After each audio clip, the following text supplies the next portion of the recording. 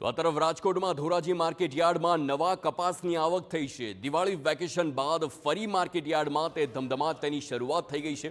20 kilo કપાસનો ભાવ 1200 થી લઈ 1400 રૂપિયા સુધી બોલાયો છે। કપાસનો ઓછા ભાવ મળતા ખેડૂતોમાં નારાજગી જોવા મળી। એક મણ કપાસનો ભાવ 1700 સુધી આપવાની માગણી કરવામાં આવી। કપાસની આયાતને પણ બંધ કરવા ખેડૂતોની માગણી છે।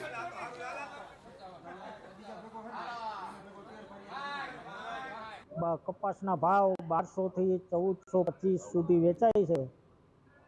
ખરેખર કપાસના ભાવ 1700 રૂપિયા હોવા જોઈએ, જે ભાવ ખેડૂતોને મળતા નથી। તો સરકારશ્રીએ આમાં થોડુંક ધ્યાન આપવું જોઈએ। હરાજીમાં 800 થી 1000 રૂપિયા મગફળી વેચાય છે, 1200-1400 રૂપિયામાં કપા વેચાય એ ઓલો 5G હોય તો, નકર સસ્તો કપા વેચાય છે। તો સરકારને કંઈક ધ્યાન દેવું જોઈએ। તો કપાસના ભાવ 1400 રૂપિયા છે, માથે બજાર બોલતી નહીં, બરોબર। હવે અમે મજૂર માણા ભાગી આવી છે। 1 વીઘે 9 મણ કપાસ થયો મારે, કેટલો 10 વીઘાનો કપા 90 મણ કપાસ થયો। હું 90 મણ જ કપાસ લઈને આવ્યો, કપાસ બધા બગડી ગયા છે।